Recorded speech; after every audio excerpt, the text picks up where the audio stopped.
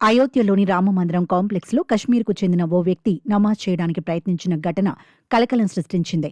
జమ్మూ కశ్మీర్లోని షోపియాన్ జిల్లాకు చెందిన అహ్మద్ షేక్ అనే వ్యక్తి అత్యంత కట్టుదిట్టమైన ఆలయ ప్రాంగణంలోకి శనివారం ప్రవేశించాడు. ఆ తర్వాత సీతారసోయి ప్రాంతానికి సమీపంలో కూర్చున్నాడు.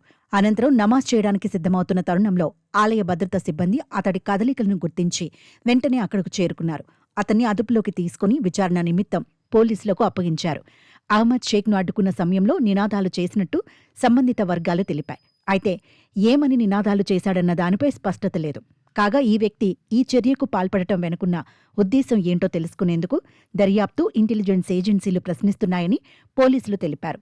తాను అజ్మీర్కు వెళుతున్నట్టుగా ఆ వ్యక్తి విచారణ అధికారులకు చెప్పినట్టు తెలుస్తోంది. ఈ ఘటనపై జిల్లా పాలనా యంత్రాంగం కానీ, రామమందిరం ట్రస్ట్ కానీ ఇప్పటివరకు స్పందించలేదు. కాగా తన తండ్రి అహ్మద్ షేక్ మానసిక స్థితి సరిగా లేదని, కొన్నాళ్లుగా ఆయన ఇంట్లో ఉండటం లేదని, తరచుగా మసీదులకు వెళుతుంటారని అతని కుమారుడు తెలిపాడు.